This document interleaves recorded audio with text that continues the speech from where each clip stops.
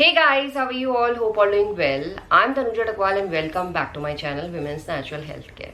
So guys आज की video में आपको बताने वाली हूँ कैसे आप पीरियड डेट से पहले पता कर सकते हैं कि आपका इम्प्लांटेशन सफल हुआ है या आपको पीरियड आने वाले हैं।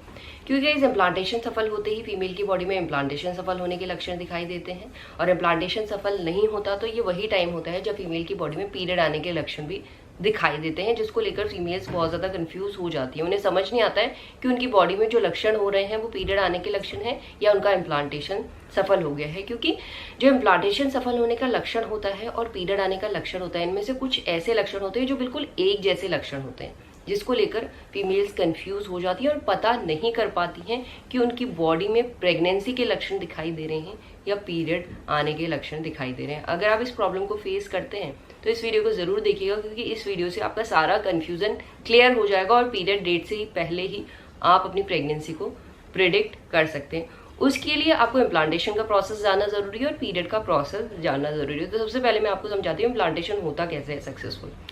देखिए गाइस, क्या होता है जब ओव्यूलेशन के दौरान फीमेल की ओवरी से एग रिलीज होता है और आप इस दिन पे कांटेक्ट पे होते हैं, तो कांटेक्ट के दौरान स्पर्म रिलीज होगा, स्पर्म एग से मिलेगा, स्पर्म एग को फर्टिलाइज करेगा, फीमेल का फर्टिलाइजेशन प्रोसेस सक्सेसफुल हो जाएगा।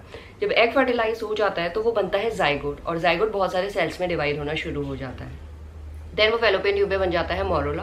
मोरूला ट्रेवल करता है फेलोपियन ट्यूब से एंड जब वो यूट्रन वॉल पे पहुंच जाता है वो बन जाता है ब्लास्टोसिस्ट एंड ब्लास्टोसिस्ट ही यूट्रन वॉल पे अटैच होता है। जब ब्लास्टोसिस्ट यूट्रन वॉल पे सक्सेसफुली अटैच हो जाता है तो फीमेल का इम्प्लांटेशन सक्सेसफुल हो जाता है। बट गाइज, अगर इम्प्लांटेशन सफल नहीं होता है यानी एग फर्टिलाइज नहीं होता है तो क्या होता है, एग की जो लाइफ होती है वो 24 से लेकर 48 घंटे की होती है।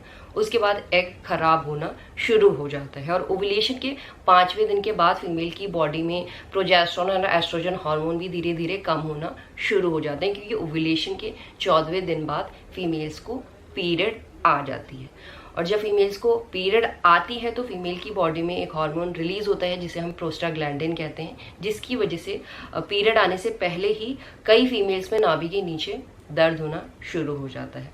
ये पेन सिर्फ नाभि के नीचे नहीं होता है, नाभि के नीचे के अलावा ये आपके थाइज में भी हो सकता है, लेग्स में भी हो सकता है, शोल्डर में भी हो सकता है, बैक में भी हो सकता है। ये पेन शार्प भी हो सकता है और ये पेन डल भी हो सकता है। डल आपको कंसिस्टेंट लगा रहेगा जब तक आपकी पीरियड नहीं आती और पीरियड आने के बाद ये पेन खत्म हो जाता है। इसके अलावा जो ये पेन होता है ये आपको ऐसा लगेगा जैसे आपकी मसल्स बिल्कुल जब टाइट हो जाती है ना, उस तरीके का पेन जब आप एक्सरसाइज करते हैं उसके बाद फ्लेक्सिबल होती है तो उस तरीके का पेन आपको नाभि के नीचे फील होता है पीरियड आने से पहले।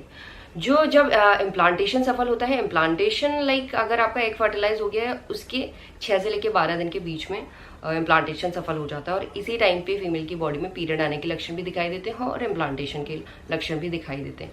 बट गाइस, जब इम्प्लांटेशन सफल होता है तो इम्प्लांटेशन सफल होने में ही फीमेल के नाभि के नीचे दर्द होता है। बट जो ये दर्द होता है ये नाभि के नीचे भी होता है, पैल्विक एरिया में भी हो सकता है, लोअर बैक में भी हो सकता है और कमर में भी होता है और ये पेन बहुत ज़्यादा माइल्ड होता है। इस पेन में आपको अपने नाभि के नीचे या पैल्विक एरिया में ऐसा लगेगा कुछ मरोड़े पड़ रही हैं, हल्की हल्की सी मरोड़े पड़ रही हैं या खिंचाव टाइप का फील होगा, टाइटनिंग भी फील हो सकती है, प्रेशर टाइप फील होगा जो आपके पैल्विक एरिया में भी फील होगा, नाभि के नीचे भी फील होगा लोअर एब्डोमिनल एरिया में, और कमर में भी आपका दर्द होने लगता है, लोअर बैक में भी दर्द होने लगता है। इसके अलावा जो ये पेन होता है इसमें आपको नाभि के नीचे झंझनाहट सी यानी ट्विंगलिंग सी सेंसेशन भी फील हो सकते हैं। इस तरीके का पेन फीमेल में तब दिखाई देता है जब फीमेल का इम्प्लांटेशन सफल होता है। तो यहाँ पे आपको बिल्कुल भी कंफ्यूज नहीं होना है, क्योंकि अगर आपको पीरियड आएंगे तो मैंने आपको बता दिया किस तरीके का पेन होगा और कहाँ कहाँ पेन होगा, और अगर आपका इम्प्लांटेशन सफल होगा तो कहाँ कहाँ होगा पेन और ये किस तरीके का पेन होगा, जिससे आप आसानी से पीरियड डेट से पहले ही समझ जाएंगे कि आपका इम्प्लांटेशन सफल हुआ है या आपको पीरियड आने वाले हैं। इसके अलावा क्या होता है, इस पीरियड आने से पहले कुछ फीमेल्स में पीरियड की स्पॉटिंग दिखाई देने लगती है, उसके बाद पीरियड आता है।